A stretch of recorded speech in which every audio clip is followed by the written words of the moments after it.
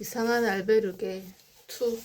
오늘은 113페이지부터 데이 28 폰세바돈 몰리나 세카 1.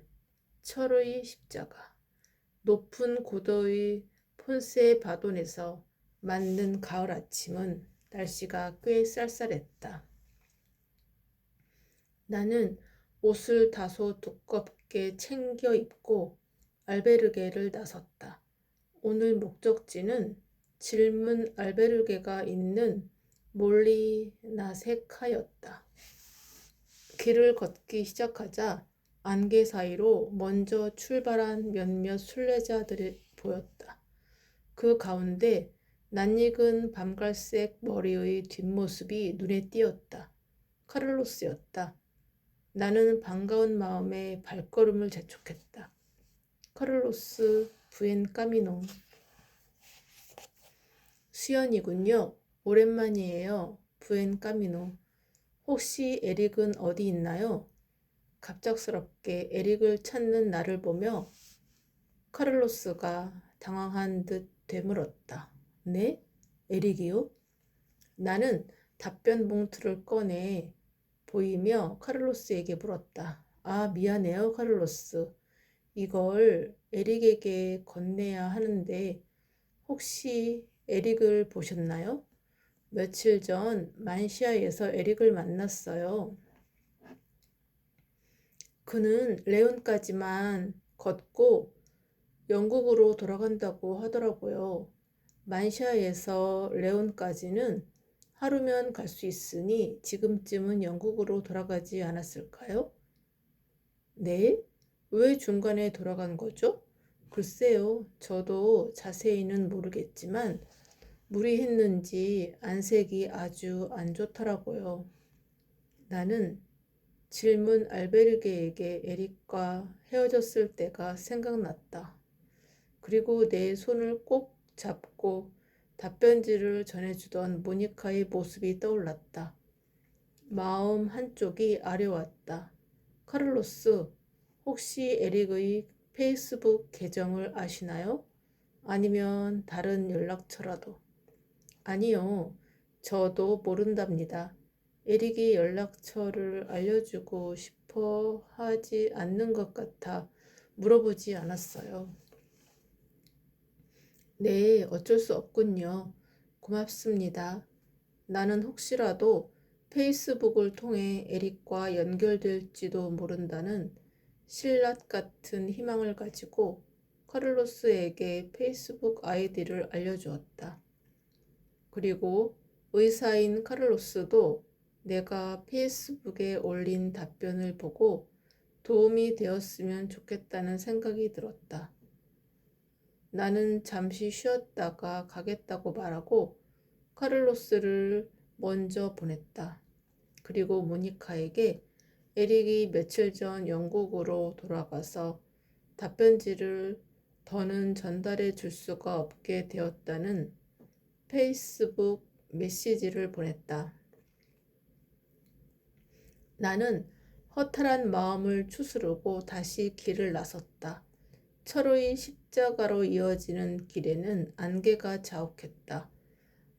안개를 헤치며 조금 걷다 보니 앞서가던 순례자가 보였다. 부엔 까미노, 부엔 까미노. 그는 키가 훤칠하고 다부진 체격이었는데 자신을 알폰소라고 소개하며 이탈리아에서 왔다고 했다. 나는 알폰소와 이야기를 나누며 걸었다.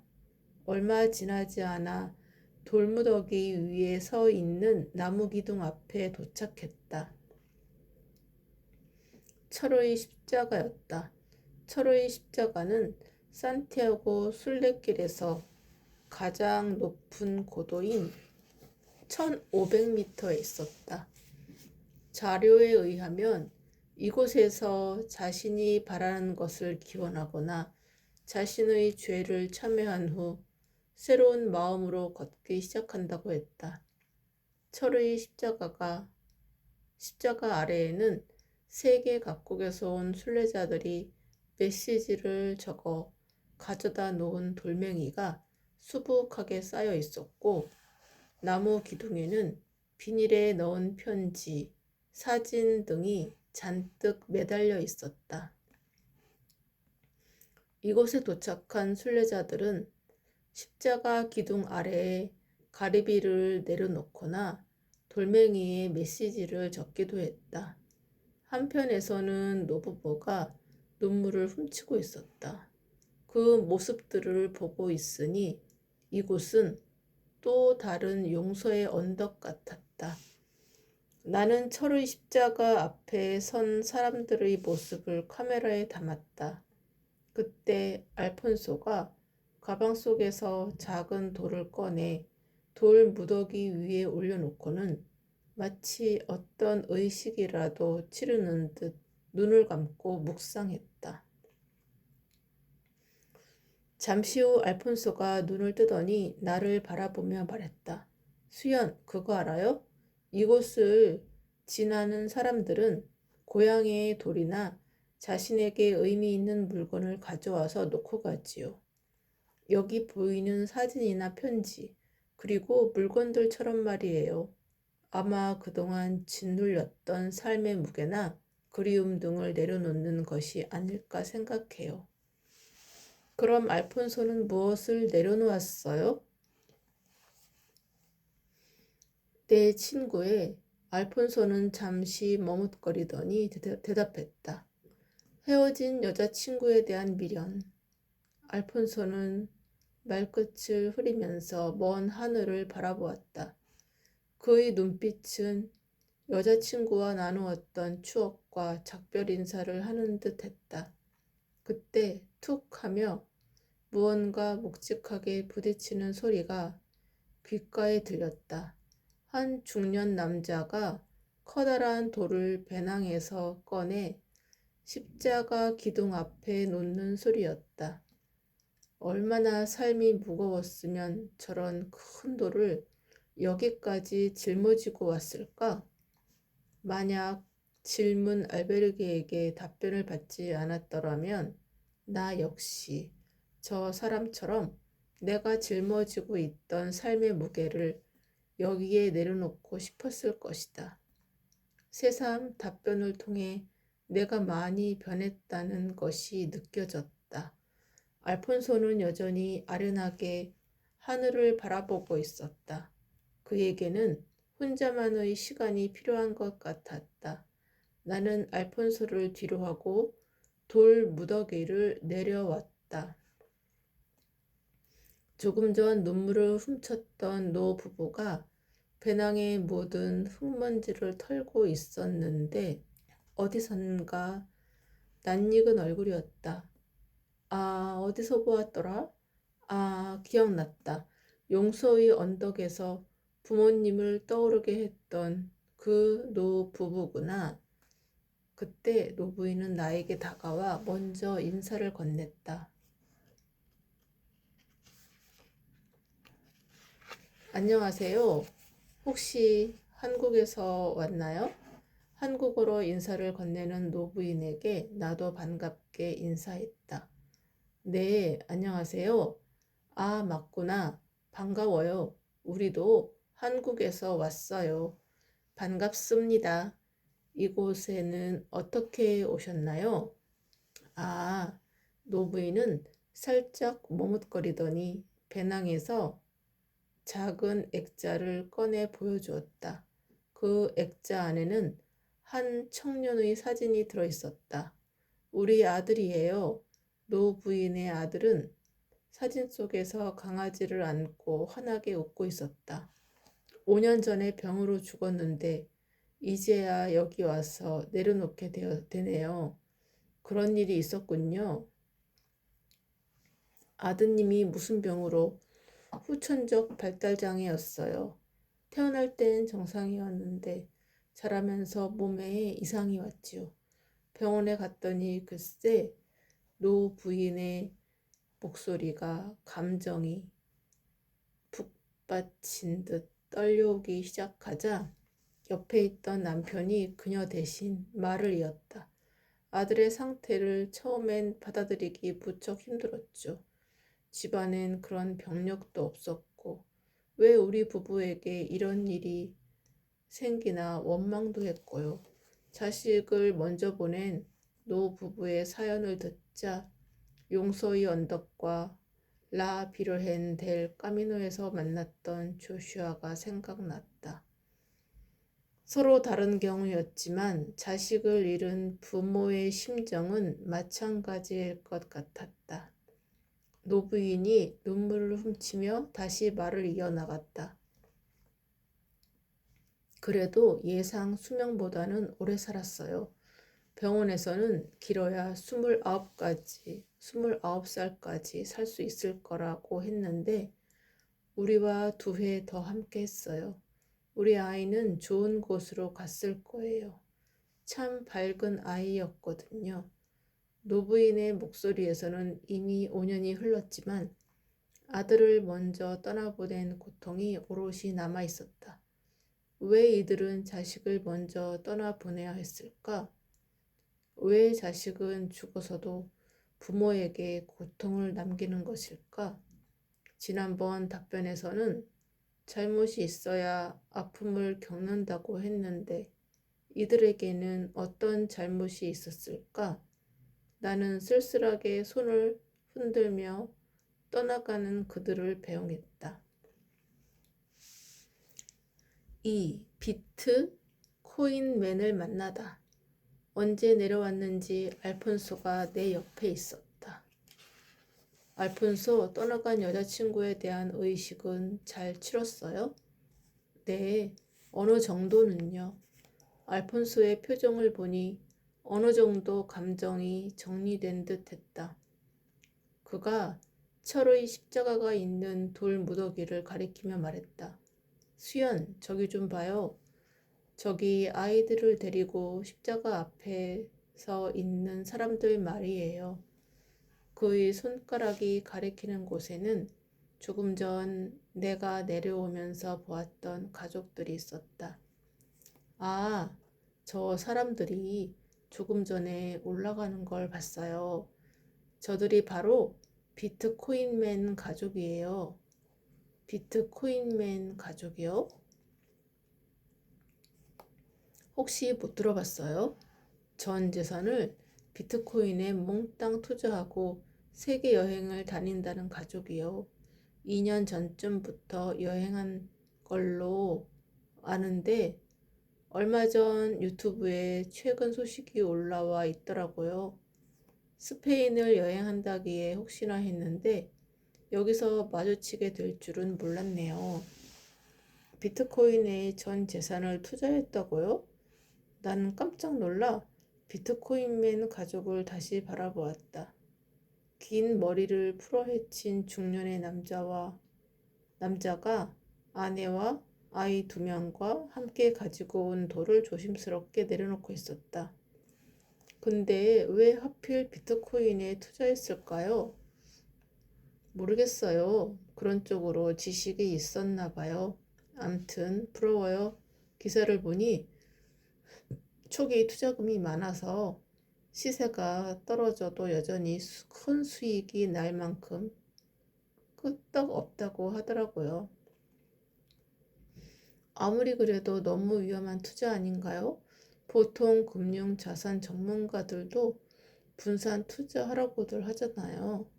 어휴, 그런 건 모르겠고 평생 여행만 하고 지내도 될 만큼 부자라는 게 부러워요. 저는 왜 저 사람들처럼 용기가 없었을까요? 알폰소의 말을 듣자 일전에 받았던 생각의 질에 대한 답변에서 투자에 대해 짚어준 것이 떠올랐다. 과연 저들의 투자를 성공했다고 봐야 할까? 투자할 때 욕심을 냈다면 사기를 당해야 할 텐데 오히려 수익은 늘어나고 가족들과 여유를 즐기고 있으니 그들은 생각의 질이 높은 걸까? 욕심 없이 투자를 한 걸까? 아니면 용기가 있어서? 나는 비트코인맨의 투자를 어떻게 생각해야 할지 무척 혼란스러웠다. 여러 생각들이 꼬리를 물고 이어지는데 알폰소가 상념을 깨며 말했다. 수연, 나는 이제 출발하려고 하는데 수연은 어떻게 할 거예요? 네, 저도 출발해야죠. 나는 복잡한 생각들을 누르고 알폰소와 함께 다시 길을 나섰다. 어느덧 우리는 몰리나 세카에 도착했다. 내가 이곳에서 하룻밤을 머물 것이라고 이야기하자 알폰소는 몰리나 세카를 지나 폰페라다까지 간다고 했다. 나는 그와 마을 입구에서 헤어지고 질문 알베르게로 향했다. 고풍스러운 돌다리를 건너자 중세의 분위기가 물씬 느껴지는 동화 같은 마을이 나타났다. 아름다운 몰리나 세카의 모습을 카메라에 담으며 좁은 골목길을 따라 걸어 들어가자 독특한 외관의 건물이 나타났다. 우와, 저건 헨젤과 그레텔의 과자집 아니야? 비스킷 모양의 담벼락, 두툼한 빼빼로 막대가 줄줄이 붙어있는 듯한 지붕. 그 위에는 베어 먹으면 마치 새콤달콤한 젤리 맛의 주스가 터져 나올 것만 같은 알록달록한 구슬이 주렁주렁 매달려 있는 과자집이 있었다. 놀랍게도 질문 알베르그의 주소가 가리키는 곳이 바로 여기였다. 이야, 상상 속에서만 보았던 과자집을 이렇게 현실에서 마주하게 되다니. 나는 동심으로 돌아간 듯 건물의 외관을 살피며 과자집 앞으로 걸어갔다. 다크 초콜릿색의 로고가 걸려있는 분홍색 구름 모양의 문 앞에 섰다. 문을 열려고 손잡이를 잡자 마시멜로 같은 폭신폭신한 감각이 느껴졌다. 문을 열고 실내로 들어가니 포도송이 모양의 샹들리에가 나를 반겼다. 바닥은 은빛 젤리같이 투명했고 그 안에는 반짝이는 별 조각들이 빛나고 있었다. 정말 한 입 베어 먹고 싶은 집인데요. 나는 데스크에 있는 알베르게 주인에게 다가가 말을 걸었다. 주인도 손님들로부터 그런 반응을 많이 받아보았다는 듯 싱그럽게 미소를 지으며 말했다. 그렇죠. 아이들이 제일 좋아한답니다. 내가 체크인을 하고 있는데 철의 십자가에서 봤던 비트코인맨 가족이 들어왔다. 신나서 이리저리 뛰어다니는 아이들을 보니 그도 아마 아이들을 위해 이곳을 찾지 않았을까 생각했다. 체크인을 마친 나는 로비를 둘러보았다. 그때 남자아이와 눈이 마주쳤다. 아이는 카메라를 의식한 듯 내 앞에서 포즈를 취했다.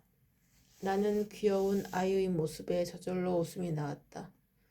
아이의 사진을 몇 장 찍어주었다. 이야, 포즈가 너무 멋있는데? 꼬마 신사, 사진이 마음에 드니? 내가 한쪽 무릎을 꿇은 채 아이에게 찍은 사진을 보여주자 아이는 힐끗 사진을 보더니 쑥스러운 듯 고개를 끄덕이고는 비트코인맨에게로 달려갔다. 두 아이는 모두 얼굴이 갈색으로 그을렸고 옷은 땀에 절어 있었지만 힘들어 보이지 않았다. 나는 비트코인맨의 아이들을 보며 말했다. 순례길을 걷는 게 힘들지 않아? 대단하네. 이 아이들도 이제는 여행 4년차 베테랑이에요. 괜찮지, 얘들아? 체크인을 마친 비트코인맨이 나를 보고 웃으며 대신 대답했다. 그러자 아이들도 내게 인사를 했다. 동생으로 보이는 여자아이는 방을 구경하고 싶었는지 엄마에게 얼른 방으로 올라가자고 칭얼거렸다. 그러자 남자아이도 함께 방으로 올라가고 싶다고 졸랐다. 엄마는 로비에서 노트북으로 업무를 보기 시작한 비트코인맨을 남겨둔 채 아이들을 데리고 방으로 올라갔다. 나는 한국에서 취재차 온 PD임을 밝히고 비트코인맨에게 인터뷰를 요청했더니 그가 기꺼이 응해주었다. 우리는 거실에 있는 중앙 테이블에 앉아서 인터뷰를 시작했다. 여기 오는 길에 당신 가족들에 관한 이야기를 들었어요. 당신을 비트코인맨이라고 부르더군요. 아무리 그래도 내 식구의 가장인데 전 재산을 올인할 생각을 하다니 정 대단하네요. 저는 비트코인의 가치를 굳게 믿어요. 그 믿음은 그때나 지금이나 변함이 없어요. 어떻게 그렇게 확신할 수가 있죠? 혹시 금융권에서 일한 경력이라도 있나요? 아니요, 전혀 없어요.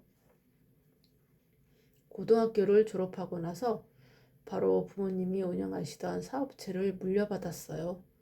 그리고 결혼하고 두 아이가 태어났죠.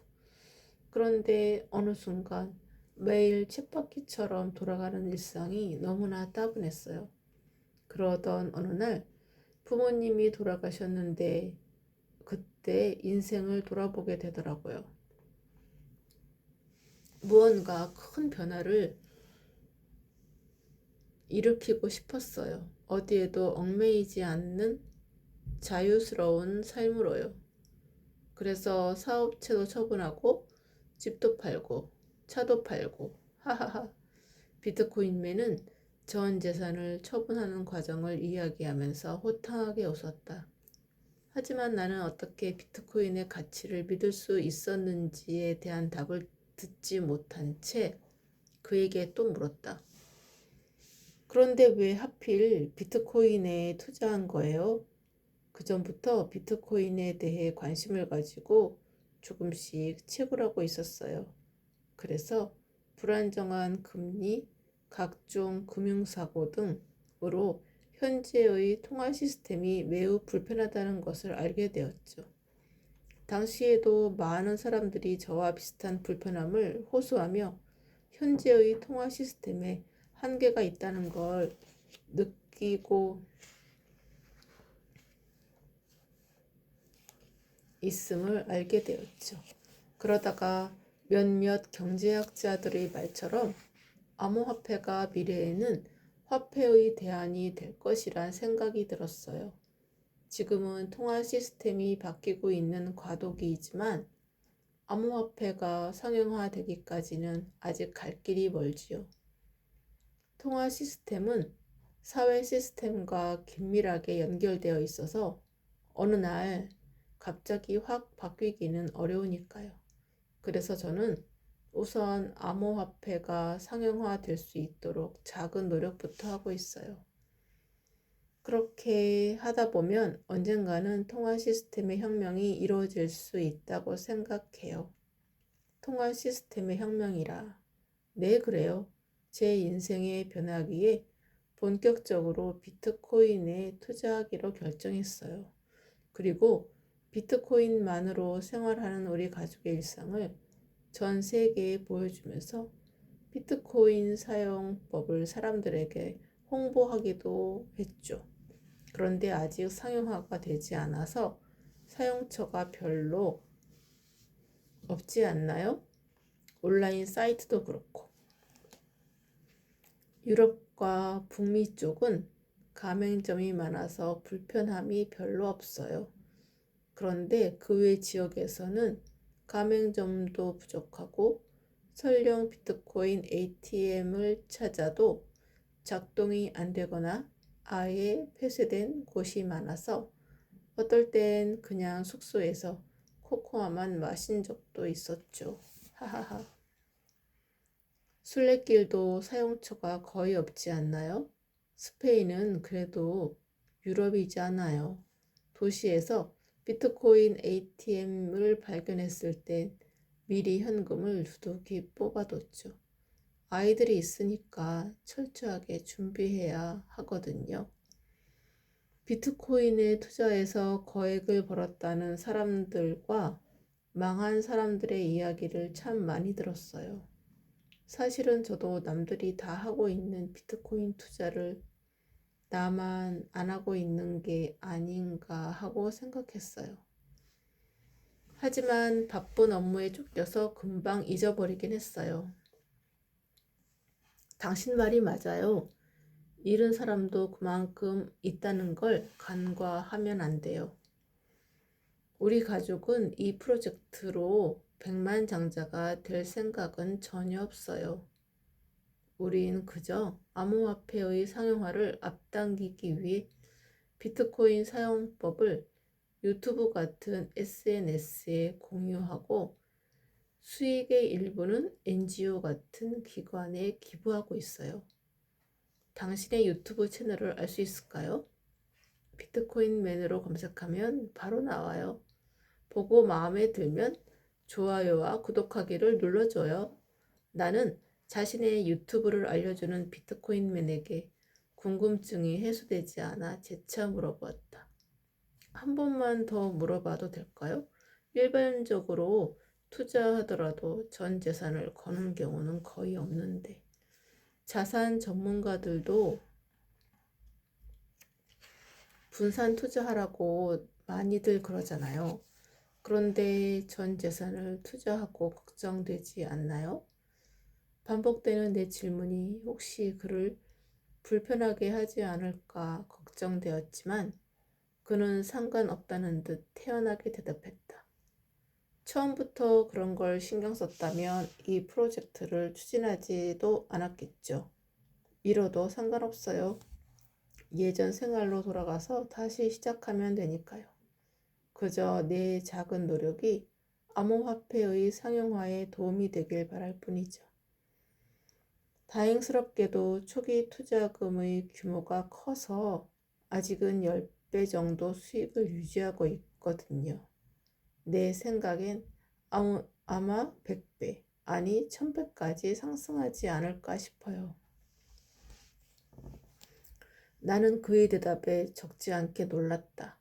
그때 그의 아내가 비트코인맨의 옆으로 다가왔다. 그녀는 무언가 할 말이 있어 보였다. 나는 그녀도 함께 인터뷰하면 좋을 것 같아서 부부가 함께 나올 수 있도록 카메라의 위치를 조정했다. 내가 신호를 보내자 그녀가 인터뷰를 이어갔다. 사실 남편이 비트코인에 모든 재산을 투자하겠다고 말했을 때는 저도 충격이었어요. 당신은 비트코인이 뭔지도 몰랐으니까요. 아내로서, 엄마로서 감당해야 할 일도 많았고요. 하지만 그런 결정이 우리 삶에 긍정적인 변화를 일으키는 걸 보면서 남편을 더 신뢰하게 됐어요. 나는 엄마로서 가지고 있을 고민에 관해서도 질문했다. 아이들이 나이가 어려서 아직 교육에 신경을 많이 쓰이실 것 같은데 자녀 교육에 대한 걱정은 없으셨나요?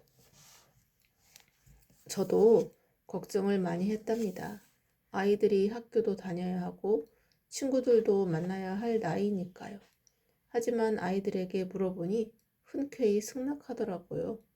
오히려 신나했어요. 그걸 보니 조금 용기가 나더라고요. 홈스쿨링에 대한 정보들을 찾아보니 인터넷을 통해 배울 수 있는 여건들이 생각보다 잘 마련되어 있었어요. 지금은 인터넷이 많이 발전해 있어서 어디를 가더라도 온라인으로도 공부하고 많은 것을 할 수 있다는 걸 알았죠. 아이들도 잘 따라주고 있어서 지금은 걱정되지 않아요. 아내는 말을 마치고 비트코인맨의 손을 살짝 잡았다. 나는 그녀의 행동에서 지금도 남편의 선택을 전적으로 신뢰하고 있음을 느낄 수 있었다. 그때 계단에서 내려오는 발소리가 요란하게 들렸다. 귀여운 두 아이들이었다. 아이들은 밖으로 나가 놀고 싶다며 응석을 부렸다. 부부는 아이들을 향해 고개를 끄덕이며 나에게 말했다. 인터뷰는 여기까지만 해야 할 것 같아요. 이제 아이들과 함께 놀아주어야 할 시간이에요. 나는 비트코인맨 부부와 악수를 나누고 감사의 인사를 전했다. 네, 인터뷰에 응해주셔서 고맙습니다. 그럼 좋은 시간 되세요. 아이들과 함께 야외 정원으로 나가는 비트코인맨 부부는 익숙한 듯 스마트폰을 꺼내어 촬영을 시작했다. 아마도 자신들의 유튜브 채널에 올릴 영상을 촬영하는 것 같았다. 평범하면서도 평범하지 않은 듯한 훈훈한 가족의 일상이었다. 하지만 비트코인맨과의 인터뷰를 통해 나는 더 혼란스러워졌다. 저들은 어떻게 전 재산을 투자하고도 재미있게 여행하며 살 수 있는 것일까? 내 주변 사람들만 보더라도 투자해서 망하는 사람들이 많았는데 그들은 왜 그렇게 되었던 것일까? 방으로 돌아온 나는 이런 복잡한 심경을 그대로 질문 카드에 적었다.